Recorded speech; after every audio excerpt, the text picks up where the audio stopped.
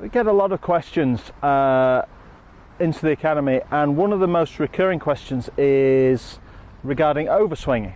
There's a lot of players out there who seem to be struggling with swinging the golf club too far. Now, I'm going to say something at the outset here which may surprise a lot of you, and that's that I don't believe overswinging to be a fault in golf. I believe it's a consequence of a particular fault. I see two key reasons why people tend to swing the club too long. It's something that you see a lot of internet videos about. Certainly it's talked about in magazines quite a lot as well. But I've, over the years, looked at things that are common to every swing that goes too far, that swings way too far in the backswing, loses control, and becomes very difficult to deliver the club into the ball.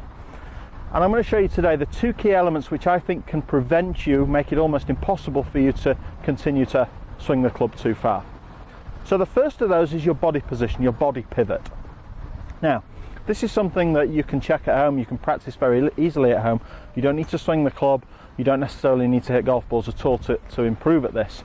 And it relates to the positioning of the centre of your upper torso and the centre of your upper pelvis. So I like to use an analogy where you look at where the belt buckle would be and where your shirt buttons would be.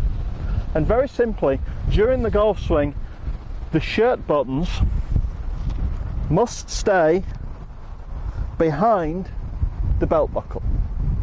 Now, this is what we call spinal tilt, and for a right-handed player, the correct spinal tilt would be slightly away from the target, to the right. Obviously for a left-handed player it would still be away from the target, but to the left, so away from the target. The hips would be bumped slightly forwards, and the chest would be slightly behind, and that would give a slightly upward slant to the shoulders. Now, this is the correct position for the body at address. The forward hip shift gives you the allowance to tilt slightly to the right and still maintain the correct weight distribution 50-50 across your feet. If you don't tilt the hips forwards, simply lean back onto your right leg, that's not the correct spinal tilt. You're going to move out of that position very quickly. So that's the first thing we establish. We get the upper torso slightly behind the centre of the pelvis. Now, as we turn into the backswing, we have to maintain that relationship. So as the shoulders turn at the top of the backswing, you can see my upper torso is slightly behind the centre of my pelvis. One of the number one reasons for an overswing is tilting the body towards the target. So rather than a coil or rotation, we produce a slide and a tilt, and what happens is the hips slide and move out away from the target, and as a consequence the upper torso tilts back towards the target. So you create this position at the top of the backswing. Now, the effect that has on your arm swing is that it gives the arm swing license to lift up in the air, and as the wrist hinge and cock, the club head goes way too far. You're not in a particularly athletic or consistent position to return the club down into the golf ball. So from that position, the natural tendency now is to return, but in the opposite direction. Creates a very unstable, very poor impact position. You'll tend to be hitting the ball on the upswing. Certainly would contribute to a combination of thinned or top shots, and certainly hitting the ground too far behind the ball, taking too much of a divot too far back. So the tilting action of your body gives the arms freedom, license to go a lot too far. So number one cause of the overswing, without a doubt for me, tilted body action. So that's part one. We looked at the tilted body action, and as we said, that tilted body action gives your arms license and freedom to lift the club up very early, very quickly in the backswing, sends the club head way past parallel at the top of the backswing. You lose control of the backswing. So that's the first thing. The second thing concerns more the swing plane element of the golf swing. So when we're addressing the ball, what we tend to see with players, again, who swing the club too far, the second fault would be a takeaway where the club head comes round on the inside far too quickly. So a tendency where, having addressed the ball, They bring the club head behind them with the hands, sets the backswing way on the inside. The body's hardly turned at this stage, and then as the body tries to catch up and turn, the arms lift up, and now they have the license, the freedom to go a long way and also look across the line at the top of the backswing. And again, it's a very difficult position at the top of the backswing to recover from.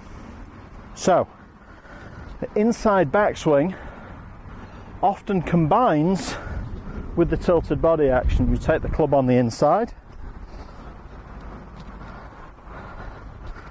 as the arms again lift up and the body tries to catch up, and now have a slightly tilted look to the top of the backswing. So those two elements combine in golf swings to produce a backswing which is far too long. Trying to swing the club shorter on its own as an idea very rarely, if ever, works with players. I talk to a lot of players, and you talk to them about why they swing the club long. They're aware that they swing the club too long. Often they can see the club at the top of the backswing, they can see the club head in their field of vision, and all they've been told to do is swing shorter. And it's almost impossible to do while ever you have one or both of those swing conditions that we've just demonstrated existing in your golf swing. Guarantees that the club will go too far at the top of the backswing. So as an exercise to try and rid this from your game, if you're a sufferer of a long backswing, you have to combine two elements. First, as we've already discussed in the first half of the video, a backswing where the shirt buttons coil behind the belt buckle. And combine that with a takeaway where instead of taking the club on the inside and getting the club head behind the hands, you make more of an effort to take the club on a better line away from the ball and keep the club head outside the line of the hands at the start of the backswing. By the time the club shaft gets horizontal, it should be parallel to your target line. If you can combine those two elements, it now becomes almost impossible to swing the club too far. I can't physically go any further than that without potentially really hurting myself.